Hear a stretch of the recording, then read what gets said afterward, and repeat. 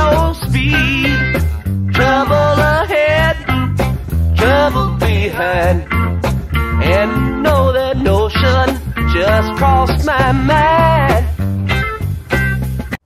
Mark Twain arrived here in Ephesus in 1867 by train. He took the train from Smyrna, about 40 miles away, and it was run by an English company, the Smyrna Aden Railway. And as good luck would have it, the man in charge of building the stations, John Turtle Wood, was also a keen archaeologist. And when he discovered that one of the stations was to be next door to Ephesus, he started digging.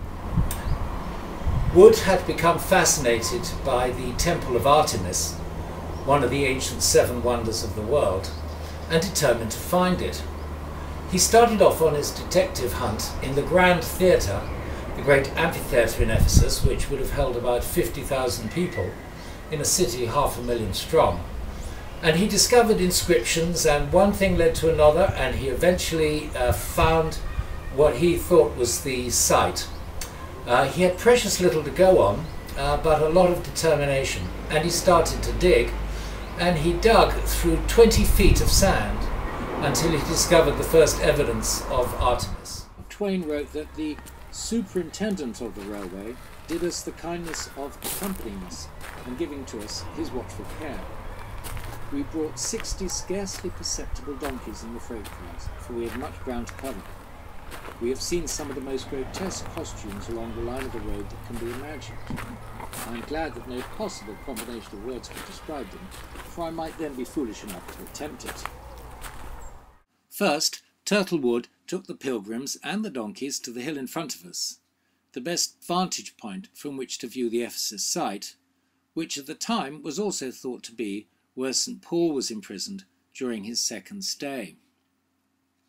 Since then, archaeologists have dated the building to several hundred years later, and so unfortunately interest in this old prison site with its wonderful view has waned, and it is now closed and off limits. When Mark Twain visited here 150 years ago, most of the sites which people flock to in their tens of thousands today had yet to be excavated or, in the case of the Library of Selkirk behind me, reconstructed.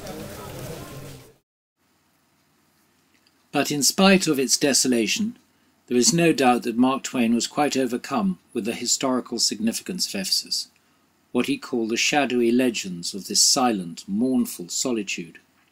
He wrote, "We speak of Apollo and of Diana, they were born here. Of the great god Pan, he dwelt in the caves here. Of the Amazons, this was their best prize home. Of Bacchus and Hercules, who fought them here. Of Homer, this was one of his many birthplaces. Lysander, Alexander the Great, Hannibal, Scipio, Lucilius, Sylla, Brutus, Cassius, Pompey, Cicero, even Augustus was here. Antony and Cleopatra wintered here. And from here these two sailed on pleasure excursions, in galleys with silver oars and perfumed sails. In days that seem almost modern, St. Paul preached the new religion here, and so did St. John, when many men still lived who had seen the Christ. Here Mary Magdalene and the Virgin Mary died.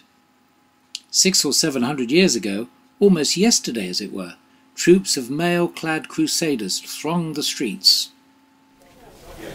This pile of old rubble, unreliably informed, used to be the brothel, and it's extraordinary how, wherever there's an old Roman city like here or Pompeii, it's always the brothel that people are most interested in visiting. And here they are, the crowds from several cruise ships on their way to see the brothel. This is mid-November, and one imagines it could become quite crowded in the summer. The interest in the brothel is explained in many languages. In English, German, Catalan, French, Russian, Japanese, Polish, Portuguese, Mandarin, get used to it, Italian,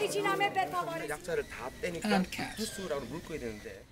Mark Twain, the other pilgrims and the donkeys finished their day at Ephesus here at this train station, which now has a rather boringly suburban train to take them back to what was Smyrna and what is now Izmir.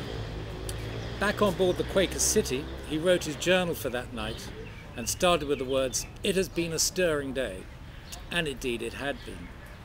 But for now, the Quaker City weighed anchor and headed off for its next stop, Beirut. See you there.